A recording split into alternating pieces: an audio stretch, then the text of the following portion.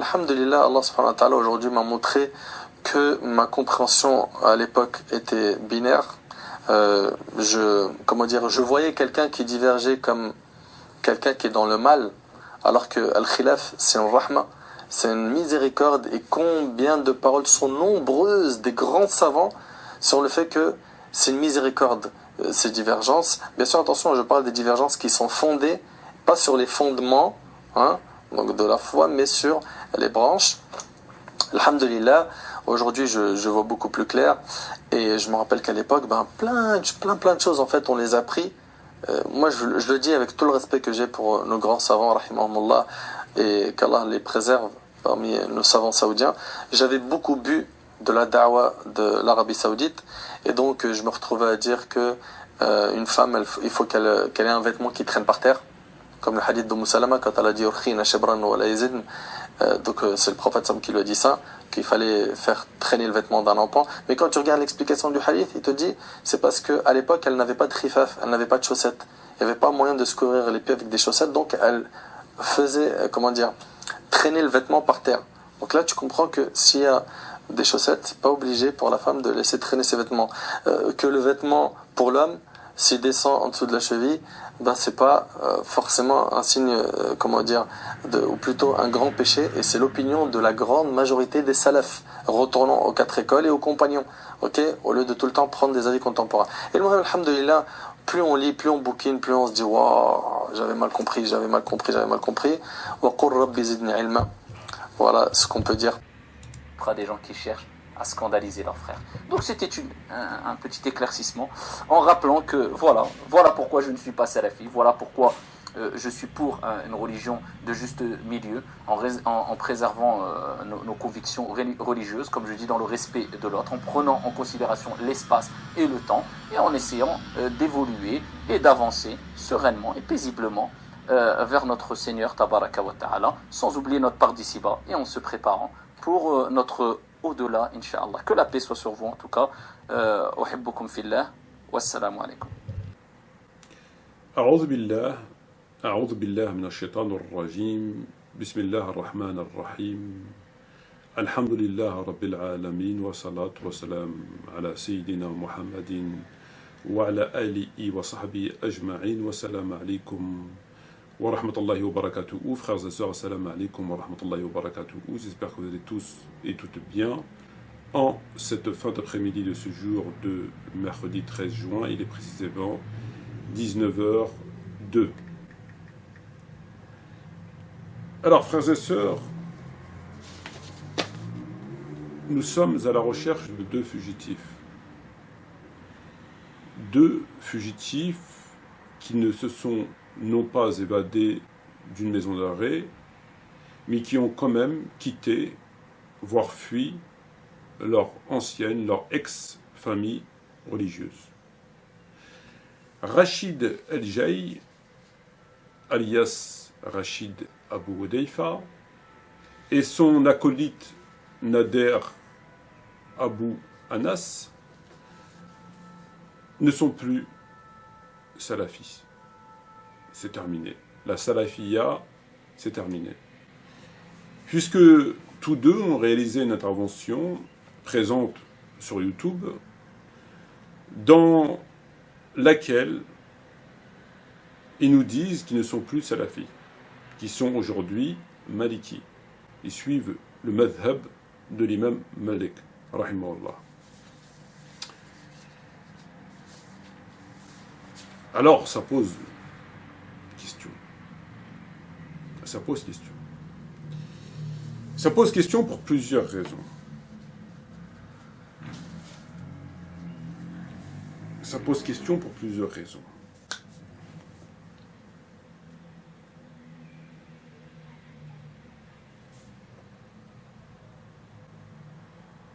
Avant de se revendiquer Maliki, Shafi'i, etc., c'est déjà qu'on respecte les fondamentaux de la croyance, les bases de l'islam. Les bases, c'est ce qui fait votre croyance, ce qui fait votre aqidah, ce sur quoi vous allez être interrogé le jour des comptes, ce sur quoi les savants, les écoles sont d'accord, ce sur quoi on décidera le jour des comptes si vous allez au paradis ou en enfer. Premier point. Les respectent-ils?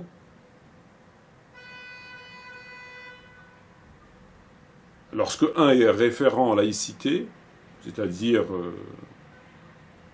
adepte avec grade supérieur, puisque référent de la religion du Dajjal, j'avoue que ça me semble peu probable.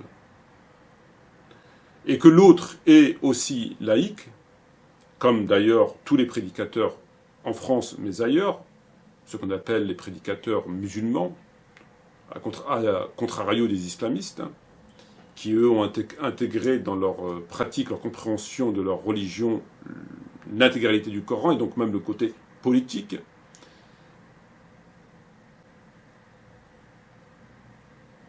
Ça pose question. Les fondamentaux sont inexistants, puisqu'ils ne pratiquent que 0,0% de leur religion. Ensuite, ils nous disent que finalement, l'école maliki, de l'imam Malik, serait la vérité, ou en tout cas plus proche de la vérité. C'est qu'ils aient quand même étudié l'école de l'imam Malik, pour savoir est-ce qu'il faut être plutôt salafi, maliki, shafi'i, etc. J'en doute fort. Donc, ont-ils comparé leur ancienne famille politique, théologique, à l'école de l'imam Malik? J'en doute fort, mais bon, sait-on jamais. Ensuite, pour être maliki, non pas shafi'i, etc., faudrait-il encore, là encore, savoir, est-ce qu'ils ont étudié les différentes écoles pour savoir pourquoi Malik et non pas shafi'i, pourquoi shafi'i, etc. J'en doute encore davantage fort. Ensuite, se sont-ils penchés sur éventuellement, non pas d'autres écoles, puisque le terme est excessif, mais d'autres disciplines du fiqh, comme celle de Hassan al-Basri, de l'imam Ali et d'autres. Moins encore. Ajoutez à cela, tous deux ont épousé, entre guillemets, l'école de l'imam Malik. Pourquoi l'école de l'imam Malik? Et tous deux ont jugé nécessaire, opportun, voire indispensable que de faire une intervention sur YouTube pour faire savoir aux gens qui ne sont plus salafis. Ils sont malikis. Pourquoi sentir le besoin de faire une intervention pour le dire aux gens? Puisque de toute évidence, étant donné qu'ils ne respectent rien des fondamentaux, le fiqh à côté, c'est quand même moins voyant que la croyance, la colonne vertébrale, la base, les piliers. Ensuite, que tu sois de telle ou telle école, c'est pas écrit sur ton front, les gens ne le voient pas. Et les gens, personne aujourd'hui va dire les Shafi'i, je veux dire, ça change rien. Et de surcroît, lorsque ça porte préjudice à ton ancienne famille religieuse. Puisque lorsque tu dis aux gens, j'ai quitté le salafisme pour rejoindre l'école de l'imam Malik, ou une autre, peu importe, c'est que tu dis aux gens qu'il y a des choses qui ne sont pas bonnes. Parce qu'en général, quand tu quittes une famille politique ou théologique pour une autre, c'est que lorsqu'on se dit intègre, c'est qu'il y a des choses qui ne vont pas. On ne la quitte pas comme ça pour faire du tourisme. Donc ça porte préjudice quand même à son ex-famille religieuse. Alors, on pourrait s'imaginer, préjudice ou pas, je me dois de le faire et de le faire savoir pour une raison légitime. Or, il n'y a pas de raison légitime. On a un préjudice sans raison légitime. Quelle est la raison pour dire aux gens? Il ne l'aurait pas dit, ça aurait été pareil. Je veux dire, qui va dire... Enfin, je veux dire, ils ne pratiquent pas la religion. Ils ont 0,0, ils ne pratiquent pas la religion. Donc, ça ne se voit pas, quoi. Je veux dire, aujourd'hui, tu ne sais pas si lui, il est ceci, lui, cela. Bon, peut-être par rapport au Pontacourt. Peut-être que dans l'école de l'imam Malik, on ne met pas de Pontacourt. Et que les gens le voyaient rentrer dans la mosquée avec un pantalon normal, je dirais, tiens, il ne respecte plus les règles de la salafiyya. Bon, peut-être. Peut-être. Donc, évidemment que tout cela, leur comportement pose interrogation. Surtout lorsqu'on sait à qui on a affaire. Il faut quand même rappeler, frères et sœurs, que Rachid Abou Hudayfa est le premier maliki laïque de l'histoire de l'islam. Que dis-je? Il est le premier malikite référent en laïcité de l'histoire de l'islam. Il est le premier. On n'a jamais vu un musulman de surcroît se dire d'une école être aussi référent en laïcité. C'est une première dans l'histoire de l'humanité. Alors, je me doute que chez lui, dans la famille, on doit être fier de lui. Référent en laïcité. Alors, quand tu es référence, qu'on te donne une médaille, un sac en plastique, un préservatif, un nounours qu'il a dû accrocher à côté d'un cadre de la Kaaba ou je sais pas. Et le deuxième fugitif, qui lui n'est pas un référent en laïcité, mais qui est quand même laïque, comme les autres,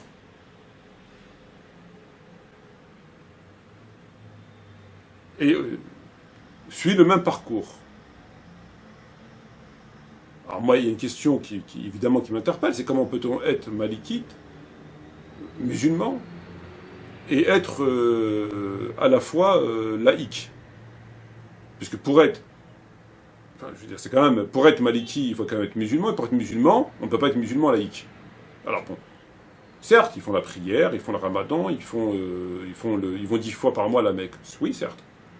Mais jusqu'à preuve du contraire, toutes les sectes, qu'elles soient les Murji'a, les Khawarij, les Shia, toutes les sectes qui ont existé, qui existent aujourd'hui, jusqu'à preuve du contraire, elles font tous le ramadan de la prière. Bon, ils ne vont pas, certes, 10 fois à la Mecque par mois, mais quand même. Donc, ou bien on considère que toutes les sectes qui ont existé depuis l'islam à aujourd'hui sont tous musulmans, ou bien il va falloir nous expliquer. Mais on ne peut pas dire lui il est musulman parce qu'il prie, il porte une barbe et qu'il fait le ramadan, et que les autres il n'est pas musulman parce qu'il fait tous les années de l'islam. Il y a quelque chose qui ne va pas. Donc l'époque où Rachid Abou Hudayfa, du haut de sa chair, braillait, la main levée, le poing fermé, en nous disant, en nous menaçant, voire, vous allez voir qui est le salafi en carton et qui est le vrai salafi, cette époque elle est terminée. C'est fini. Il n'y a plus de salafi en carton, et en plastique, il n'y a plus de salafi du tout. Aujourd'hui, il est l'école maliki.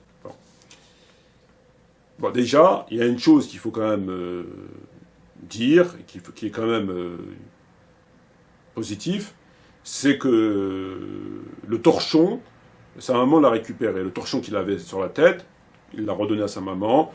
Il serait plus utile déjà dans la cuisine. Pour essuyer, il serait plus utile. Déjà, c'est déjà bon. Parce qu'aujourd'hui, c'est maliki, gel sur les cheveux, jean, basket, etc., etc. Donc après la putain de la République, Christine de Végencourt, la serpillière de la République, référent à laïcité, qui se prétend maliki. C'est une insulte à l'imam Malik et à tous les malikis, évidemment. Alors, dans leur intervention, ils prennent le temps de nous expliquer que c'est un choix mûrement réfléchi, qu'il faut respecter leur choix, comme dans l'émission C'est mon choix, etc. Un a fait une intervention pendant 30 minutes environ, l'autre pendant 20 ou 25 minutes. Donc c'est leur choix, il faut respecter leur choix, comme eux-mêmes respectent le choix des salafis, etc. Moi, personnellement, lorsque je mets bout à bout, les fondamentaux, ils s'assoient tous dessus, ils sont laïcs, ils n'ont jamais étudié l'école de l'imam Malik, pas plus que celle de Shafi'i, bon, et que de surcroît, ils font une intervention pour dire aux gens on n'est plus salafi. Moi, je pense plus qu'ils ont décidé de filer à l'anglaise. Pour moi, ils ont décidé de filer à l'anglaise. Tout le monde sait qu'aujourd'hui, les médias, avec les actes de terrorisme, que les salafis sont dans le collimateur de la justice. Alors oui, il y a le salafi terroriste et le salafi non terroriste, pour faire court. Bon. Mais on sait en tout cas qu'il y a un amalgame qui est fait, comme il est fait avec l'islam et les musulmans, de surcroît, et qu'il y a un amalgame qui est fait, et que de toute façon, les salafis n'ont pas bonne image. Je veux dire, ça, tout le monde le sait. Alors, ça me semble tout à fait évident que première à gauche, tout droit, et ça me semble tout à fait évident. Parce que c'est vrai, BFM ne sait pas ce que c'est un maliki. Il faudrait peut-être leur dire que l'école de l'imam Malik, que sur les fondamentaux, c'est pareil. Hein. Il y a la lapidation, l'apostasie, jihad, l'homosexualité. Bon. Mais ces gens qui prennent... Maliki de quoi? Maliki de quoi? Sur la fidya, sur quoi Maliki? Il est parti étudier... Il pratique ça. Enfin, je veux dire, à un moment donné, il faut arrêter, quoi. Ils pratiquent rien de leur religion. Leur religion, c'est 3 versets qui contredisent la Aqidah. Et le reste, c'est siwak et couscous et merguez. Enfin, je veux dire... Et là, ils vous disent, oui, j'ai changé d'école. Je suis plus salafi, je suis maliki. Le mec, il est parti voir, est-ce que la dot serait plus de... Enfin, c'est quand même incroyable. C'est quand même incroyable.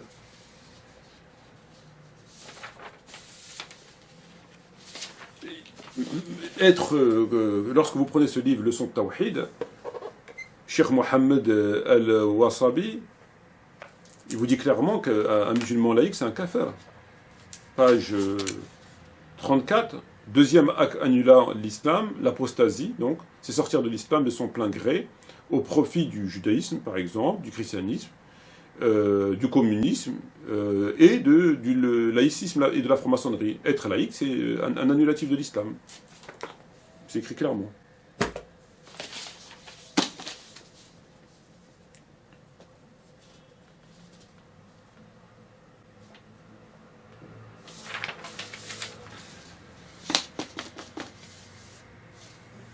Enfin, moi, je n'arrive pas à comprendre. Vous avez quelqu'un qui se dit ouvertement laïque, référent à laïcité. La laïcité, c'est quoi? Laïcité, c'est la religion du Dajjal. Quand tu te dis laïque, c'est que tu t'es converti à la religion du Dajjal. C'est pas la peine de chercher, c'est pas la peine de... C'est aussi simple que ça. La laïcité, c'est de neutraliser les religions, entre autres monothéistes, donc jadis pour la chrétienté, aujourd'hui pour le christianisme, aujourd'hui pour l'islam, c'est de le neutraliser uniquement sur l'aspect autorité, gestion de la cité. Tout ce qui est siwek, couscous, et chameau, et pipi, et tortue, etc., ça tu peux. Tu vas aller tourner toute ta vie autour de la Kaaba, tu peux. Tout ça tu peux. Mais tout ce qui est loi, tout ce qui est gouverné, tout ce qui est gestion, c'est pour nous. Et quand tu es laïque, tu signes, ça veut dire j'accepte. Ça veut dire que tu prends dans le Coran que ce que eux t'autorisent à prendre. Voilà, c'est ça être laïque. Et ça a des conséquences. Un imam laïque, c'est pire qu'un imam homosexuel. C'est pire qu'un imam homosexuel. Parce qu'un musulman homosexuel, il a commis le péché de l'homosexualité, il rendra des comptes le jour devant Dieu. Un imam laïque, il sort de l'islam, évidemment, premier point. Ça a des conséquences sur les gens qui le voient comme... qui porte l'uniforme, entre guillemets, hein, c'est un représentant, c'est quelqu'un qui va chercher la bonne parole, l'explication, il te montre la voie, soit à la droite, soit à la gauche.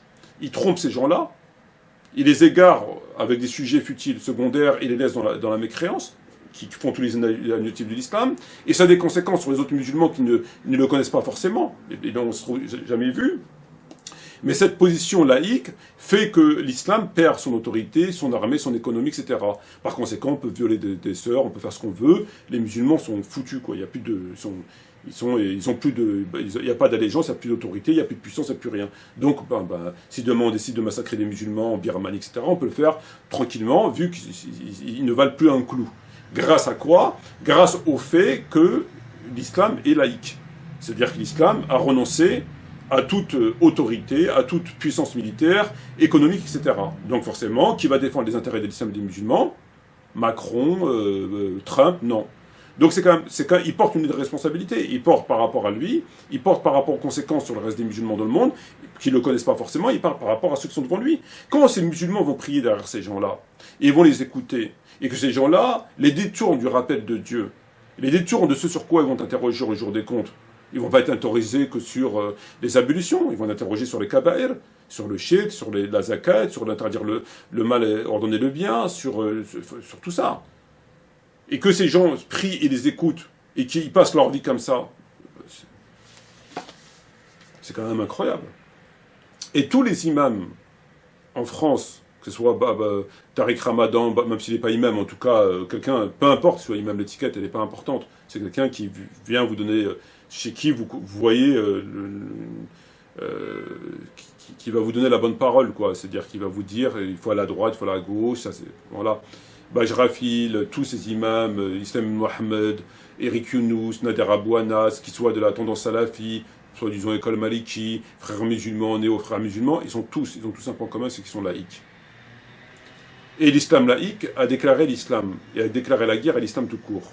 Aujourd'hui, vous avez deux catégories d'imams, de leaders. Le leader musulman laïque, c'est-à-dire une merde, et le musulman non laïque, c'est-à-dire l'islamiste, avec avec sa propre compréhension de la religion, mais en tout cas qui n'est pas laïque.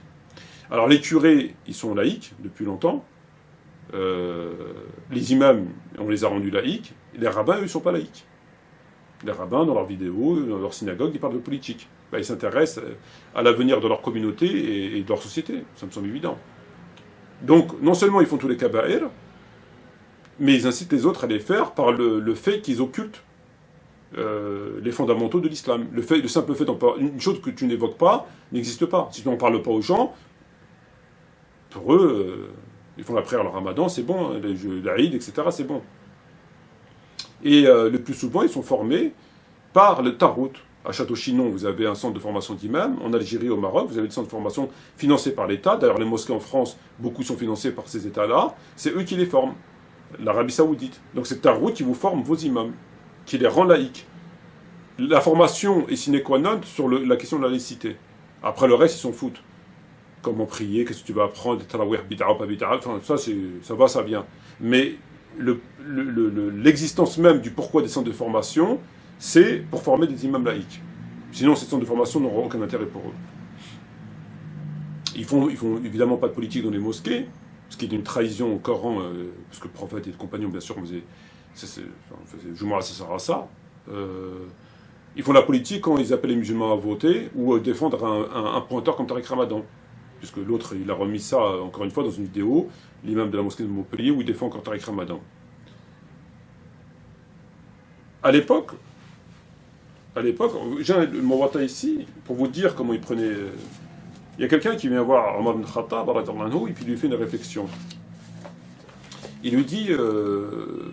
Omar s'est trouvé au sein d'un groupe de gens qui récitaient le Coran. Il s'en allait faire ses besoins, puis revint à lire le Coran. Un homme lui dit, alors...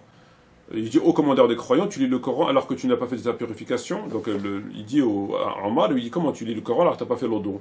Alors Omar lui dit, d'où tu tiens cette fatwa de Moussaïlima l'imposteur? Le simple fait qu'il a fait une remarque déplacée à Omar, il lui dit, d'où tu nous sors cette fatwa de Moussaïlima l'imposteur? Vous vous rendez compte la différence? À l'époque de l'islam, où il y avait encore des gens qui avaient une crainte divine et qui avaient un minimum de foi, lorsque vous avez un imam ou un leader, peu importe, en tout cas quelqu'un qui avait cette autorité de fait sur les autres, disait par exemple que le Coran était créé, il priait plus derrière lui, et il était taxé de kafir. Quand il mourait, il faisait pas la prière janaza sur lui. Juste sur ça. Aujourd'hui, des gens qui se disent référents à la laïcité, ils prient derrière eux, ils leur donnent de l'argent. Je veux dire, c'est... Ils vont même écouter des kuffars qui leur donnent des cours de fiqh. Dans le Coran, Dieu te dit وَمَنْ يَعُشْ عَنْ ذِكْرِ الرَّحْمَنِ يُقَيِّدْ لَهُ شَيْطَانٌ فَهُوَ قَرِينٌ. Quiconque s'aveugle du rappel du tout miséricordieux, nous désignons un diable qui devient son compagnon inséparable. Donc, qui se détourne du Coran, on lui assigne un diable, c'est son compagnon, sahbo. Sahbo, il dort avec lui, shuqawa ma'ah, sahbo.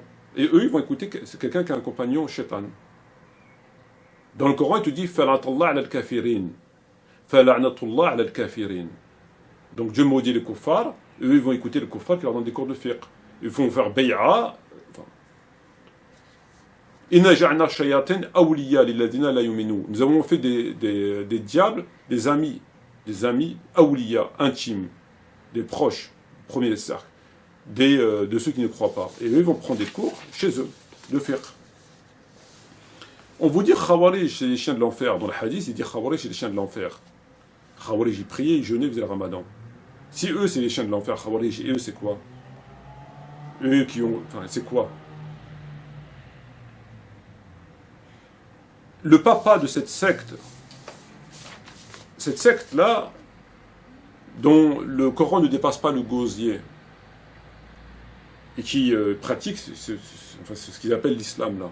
C'est-à-dire le fait de ramener l'islam sur une terre judéo-chrétienne, donc à la base il n'y a pas d'islam, jusqu'à preuve du contraire les musulmans ont été arrêtés à Montpellier, ils ont ramené après les boucheries, les mosquées, etc. Et donc enfin voilà, hein, c'est la plus grande innovation, la secte la plus... et donc l'islam ne dépasse pas leur gosier, comme ces gens-là, c'est laïque. Leur papa, on le retrouve dans Bukhari. Un homme aux yeux perdus, au fond de leur orbite, aux joues bombées, au front protubérant, à la langue longue, mais aux cheveux rasés, dit, oh, envoyé, crains Allah. Le prophète lui dit, malheur à toi.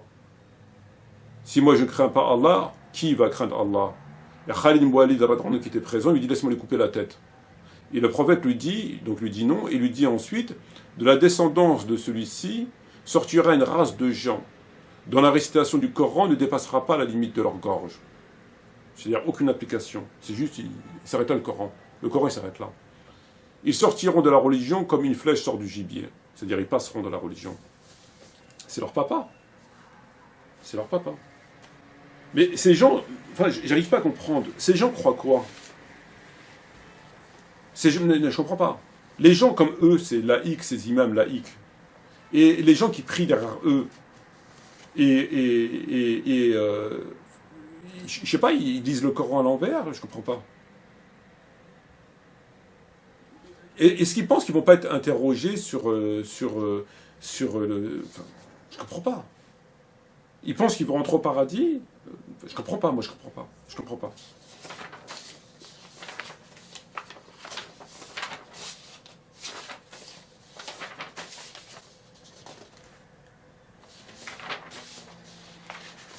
Dans le Coran, il te dit, Allah a les plus beaux noms. Peu importe le nom dont vous l'appelez, Allah a les plus beaux noms. L'imam, le prédicateur, en tout cas la personne qui a de fait le statut de celui qui représente, entre guillemets, voilà, il a les noms les plus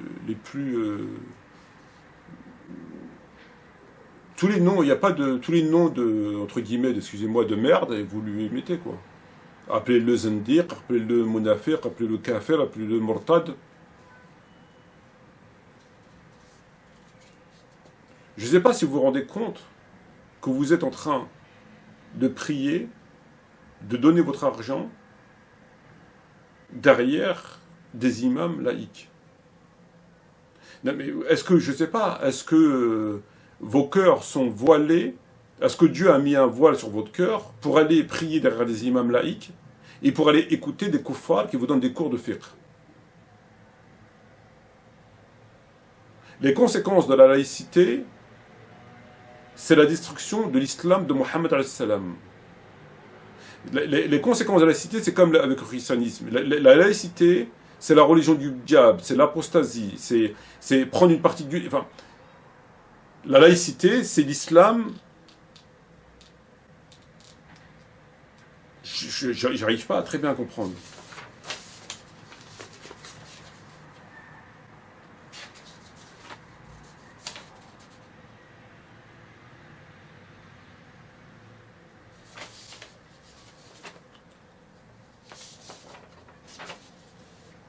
Laïcité, c'est prendre une autorité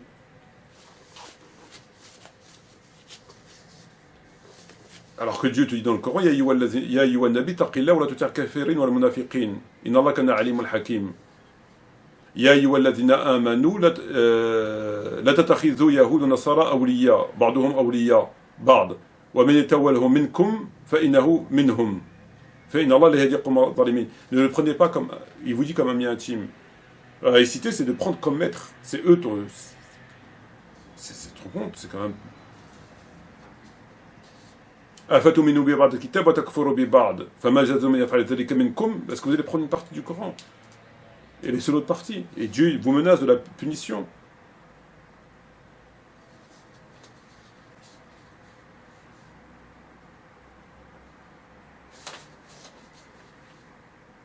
ومن لم يحكم بما أنزل الله فأولئك هم كافرون ومن لم يحكم بما أنزل الله فهم فاسقون ظالمون ومن يعصي الله ورسوله يتعدد حدوده يدخل نار خالدين فيها وله العذاب مهين تلك حدود الله فلا تعتدوها ومن يعتد حدوده فأولئك هم الظالمون.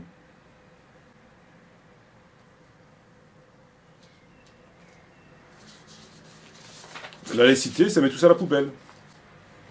ومن يشقق الرسول من بعد ما تبين له الهدى ويتبع غير الإسلام ويتبع غير سبيل المؤمنين نولئ من تولى ونصلئ جهنم. ومن يشقق الرسول يشقق الرسول, c'est-à-dire que là, tu prends ton chemin toi. Là, c'est pas yushaqiq, là, c'est carrément l'opposé. Là, il n'y a rien, il n'y a pas de chemin derrière. On ne va pas parler de chemin. يا أيها الذين آمنوا لا تتخذوا آباءكم وإخوانكم أولياء إن استحبوا الكفر على الإيمان ومن يتولوا منكم فأولئك هم الظالمون. Ne prenez pas vos parents comme awliya, s'ils ont préféré le kufr à la foi. Là, il ne s'agit pas de les prendre comme awliya, tu les prends comme maître. Maître, au-dessus, awliya, c'est ton égal, proche de toi. Tu l'as pris comme wali, comme c'est proche. Là, la laïcité, c'est de prendre ta route comme supérieur. Tu lui fais bay'a. Tu fais bay'a par le moyen de cacher la vérité, de cacher une partie du livre.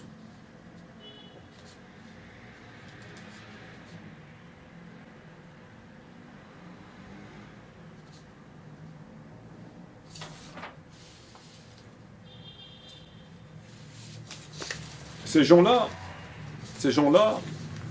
ces prédicateurs, ces imams, appelez-les comme vous voulez, laïcs, sont concernés par un verset qui est très clair. Ce verset qui est très clair, il vous dit quoi? Ce verset qui est très clair, il vous dit quoi? إنما جزاء الذي يحاربون الله والرسول ويسعون في الأرض فسادا. Ceux qui combattent Allah et son messager et qui sèment la corruption sur terre. Ils combattent Allah et son messager par le moyen qu'ils empêchent l'application du Coran et de la Sunna. Et cette non-application engendre le fasad. Et eux, ces gens-là, permettent le fasad par le fait, encore une fois, de ce que j'ai expliqué. Voilà ce que Dieu dit d'eux. إنما الجزاء الذي يحاربون الله والرسول ويسعون في الأرض فسادا. Et après, il te dit la punition. يقتلوا يصلبوا, etc., etc.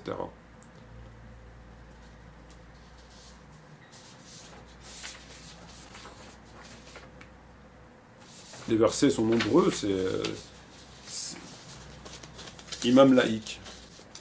Référent à laïcité, ça ne dérange personne. Le mec, il tient la braguette du Dajjal quand il va pisser. C'est pareil. C'est pire qu'un imam, c'est pire qu'un musulman homosexuel. Un imam laïque, prédicateur laïque, quand il le dit, comme Bajrafil ou lui, parce que Bajrafil le dit, lui il est référent, mais laïque même quand il ne le dit pas. Le simple fait qu'il soit laïque, vous avez deux catégories de prédicateurs, imam, ce que vous voulez. L'imam laïque et l'imam non laïque, qu'on appelle l'islamiste. L'imam non laïque, on l'appelle l'islamiste. Et l'imam laïque, on les appelle les musulmans. Et tous ces gens-là, s'ils n'évoquent que des sujets secondaires, lunaires, mais ils attendent la nuit du destin, mais c'est un truc de fou. Les gens, ils te disent, oui, la nuit du destin, c'est quand? Ils pensent que Allah va faire descendre Jibril alayhi salam à Brest ou je sais pas. Non mais c'est pas possible.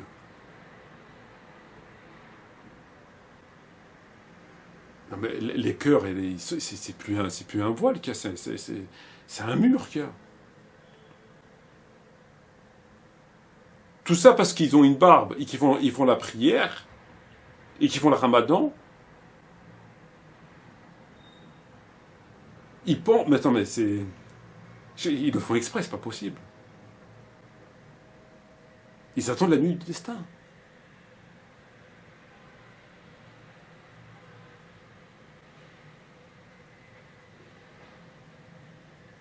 Mais c'est quoi cette nouvelle secte?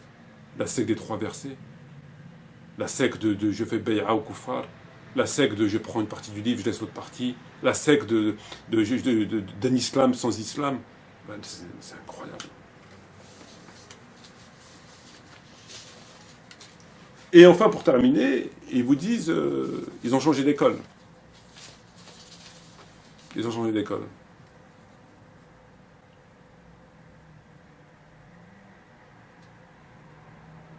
Cette histoire d'école, déjà, il y a combien d'écoles, pour commencer? Il y en a 3, 4, 50. Hassan al-Basri, il a du fiqh. Il n'a pas d'école. Ali, alayhi salam, il a du fiqh, il n'a pas d'école. Vous en avez d'autres, ils ont du fiqh, ils n'ont pas d'école. On n'en aura retenu que 4, et encore, je ferai des aveux, enfin des révélations par rapport à certaines choses. Suivre une école à l'exclusion de tout autre avis, c'est de la mécréance. C'est de la mécréance. Parce que suivre une école à l'exclusion de tout autre, c'est considérer que admettons l'imam Malik, il est infaillible. Tout ce qu'il a dit, c'est vrai. Tout ce qu'il a dit, c'est vrai. Donc, alors que dans le Coran, il n'y a que le Coran, le prophète. Même les compagnons entre eux, on ne suit pas Omar aveuglément, Ali aveuglément, à part les néo-sunnites et les chiites. Une fois c'est Omar qui a raison, une fois c'est Abu Bakr, une fois c'est Abu Bakr, une fois c'est Ali, une fois c'est etc., etc. À l'époque des compagnons. Donc aujourd'hui, venir dire je suis malikite, c'est suivre une école au détriment de tout le reste. Pas que des 3 autres écoles, ou des 2 autres, ou des 50 autres, de tous. Déjà, c'est un acte de mécréance. On va vous dire, mais avant ils se disaient aussi malikite, etc. Ils se disaient malikite, mais ils divergeaient avec l'imam Malik. Ils se disaient Shafi'i, divergeaient. On l'a vu par rapport à Tarawih, on l'a vu par rapport à plein de choses. Il y a suivre et suivre. On ne suit pas un homme, on suit une méthodologie. C'est une méthodologie de quoi? Qui a mis en place cette méthodologie? C'est un homme. Et cette méthodologie ne répond pas à toutes les questions. Elle ne répond pas à d'autres questions qui n'ont pas été... Enfin, pour plusieurs raisons. Donc ça revient à la même. Tu dis ça ou ça, c'est la même chose.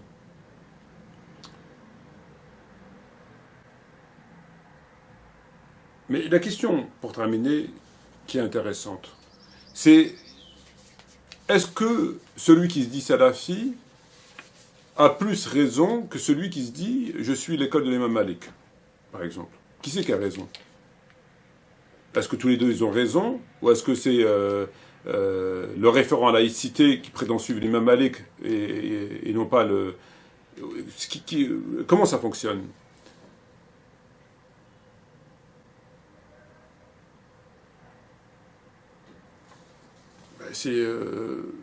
Ça me semble tout à fait évident qu'il ne faut pas suivre les écoles sans suivre les savants. Tu peux pas.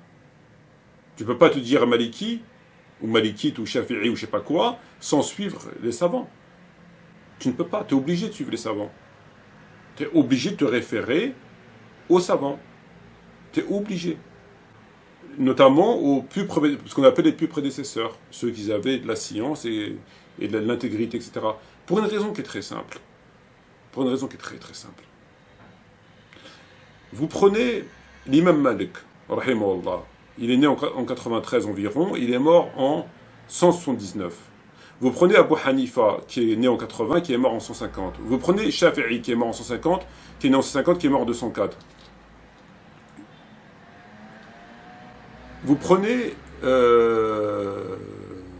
Ahmed, qui est né en 164, qui est mort en 241.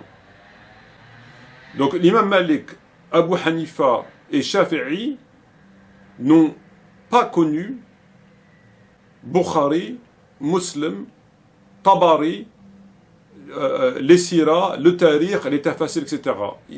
La quasi-intégralité des livres qui sont venus en termes de compilation, ils ont voyagé pour récupérer les informations, etc. Bref, ils sont venus après leur mort.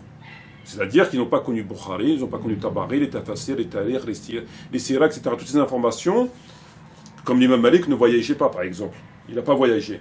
Et comme on sait que les compagnons se sont dispersés, etc., donc l'information, elle a circulé. Elle n'était pas cantonnée à Médine. Il y avait une partie à Médine. Donc, ils sont venus après eux.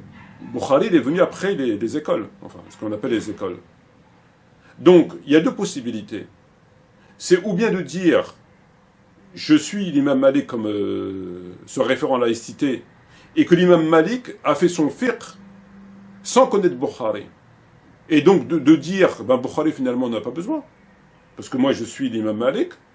L'imam Malik il n'a pas connu Bukhari, il n'a pas connu, il n'a pas vu ses travaux, ben je n'ai pas besoin.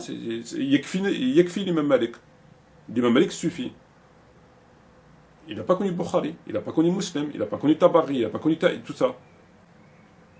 Ce qui serait encore une fois en contradiction avec ce qu'ils font, mais bon. Ou bien se dire,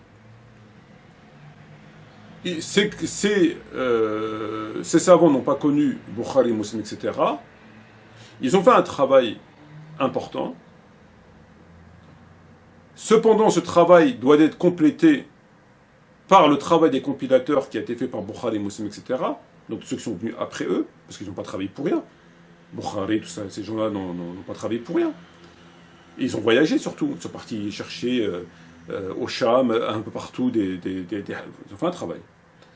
Et donc, je vais intégrer le travail de Bukhari, etc., dans le travail de l'imam Malik, et on va en tirer des conclusions. Et c'est ce que font les savants. Donc quand tu dis je suis Malik, ça veut dire que tu ne prends pas en compte tout ce qui est venu après Malik, notamment Bukhari. Et donc ton savoir, il va se faire sans Bukhari. Donc où tu considères que Bukhari il n'est pas indispensable, alors dans ce cas il faut arrêter de dire Bukhari rapporte, parce que tu es maliki, donc pourquoi tu parles de Bukhari? Ou alors tu dis, je suis de la tendance de l'imam Malik, néanmoins, il n'a pas connu Bukhari, Muslim, Tabari, les Tafasir, les Tarikh, les Sira, etc. Et c'est indispensable, c'est un apport indispensable à l'islam, ça me semble évident. Ou alors ils ont fait ça pour du beurre. Et donc, je vais me tourner vers les savants, notamment les savants les plus reconnus, ceux qui sont vraiment sérieux, quoi. Ils sont pas des. Et eux, ils ont rajouté à l'école de l'imam Malik, etc. Ils ont rajouté ce qu'a rapporté le Bukhari, etc. Et dès qu'ils tirent un ijtihad d'un sujet, ils le tirent en prenant les avis des écoles et en prenant les avis de ce qu'il y a dans Bukhari, Muslim, entre autres. Il n'y a pas que eux. Il y a le fiqh de l'imam Ali, il y a le fiqh de Hassan al-Basri, il y en a d'autres. Donc ils prennent, ils ratissent plus largement pour en tirer un meilleur résultat. Donc la position la plus cohérente, c'est d'être d'une obédience, et de ne pas se revendiquer comme Maliki ou je sais pas quoi, d'être d'une obédience Maliki, Shafi'i si tu veux, simplement d'une obédience, et prendre. Si tu ne peux pas le faire toi, laisse les savants le faire.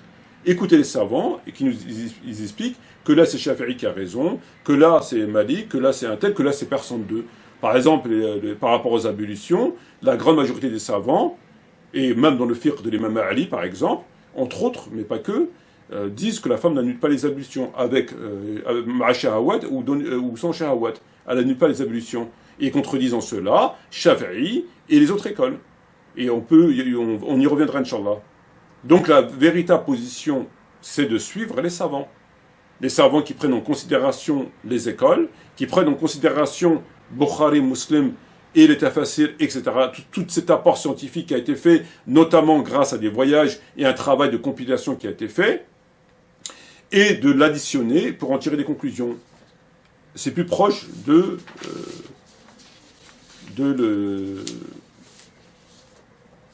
c'est plus proche, c'est beaucoup plus cohérent. Voilà. Donc, on ne peut pas dire je suis l'école de l'imam Malik et non pas les savants. Dans ce cas-là, ben, tu touches pas à Bukhari, tu touches pas à Tabari, tu touches pas à Muslim, tu touches pas à tous ceux qui... Ils sont tous venus après eux. La très grande majorité, 90%, voire 95%, ils sont venus après les écoles. Ils ne sont pas venus pour rien. Ces gens ne sont pas venus pour rien. Sur ce, je vous remercie. Wassalamu alaikum wa rahmatullahi wa barakatuh.